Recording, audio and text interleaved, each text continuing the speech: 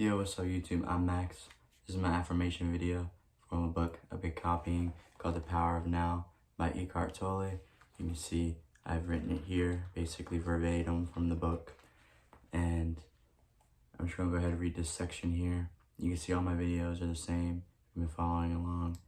It's just my affirmation video, so it's just one take.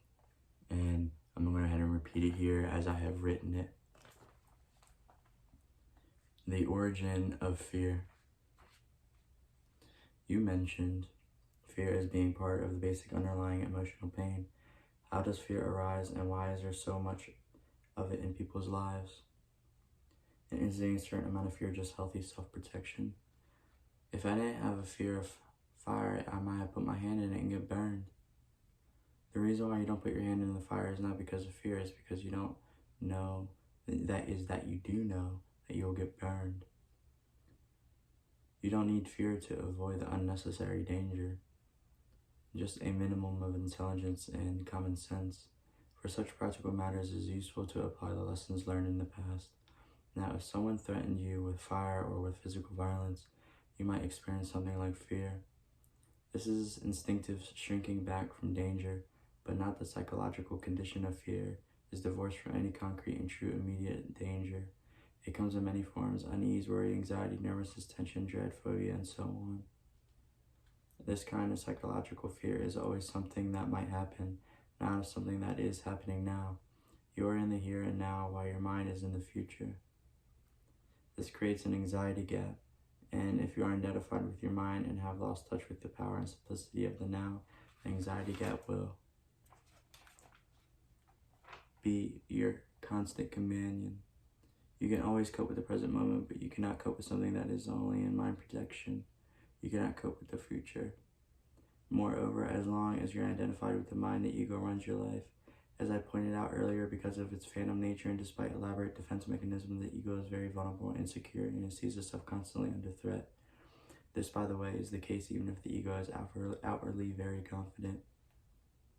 Now remember that an emotion is the body's reaction to your mind.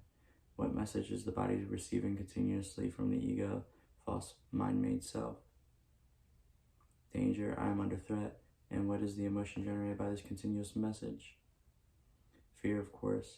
Fear seems to have many causes: fear of loss, fear of failure, fear of being hurt, and so on. But ultimately, all fear is the ego's fear of death, of annihilation. To the ego, death is always just around the corner. In the mind-identified fear state of death affects every aspect of your life. For example, even such a seemingly trivial and normal thing as a compulsive need to be right in an argument and make the other person wrong. Defending the mental position. Then if you are wrong, your mind-based self is seriously threatened with annihilation. So as you, the ego, you cannot afford to be wrong. To be wrong is to die. Wars have been fought over this and countless relationships broken down.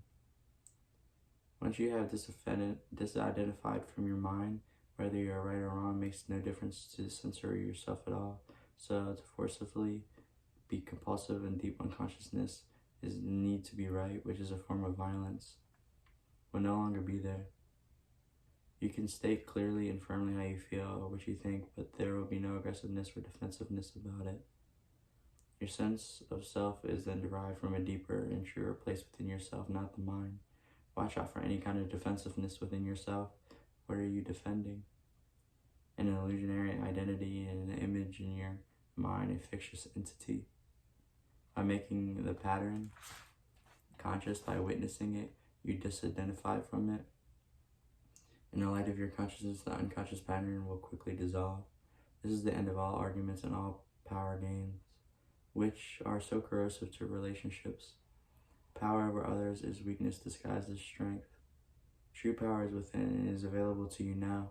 So anyone who is identified with their mind and therefore disconnected from their true power, their deeper self, rooted in being, will have fear as their constant companion. The number of people who've gone beyond mind is yet extremely small, so you can assume that virtually every person you meet or know lives in a state of fear. Only the intensity of it varies. It fluctuates between anxiety and dread at one end of the scale and vague unease and distant sense of threat at the other. Most people become conscious of it only when it takes one of its more acute forms. Like I said, this was a parable from the book The Power of Now by Eckhart Tolle. And this was the origin of fear. I've written it here. I'm Max. This is my affirmation video with my affirmation journal that I have written. And I'm out. I hope you were listening. Thanks again.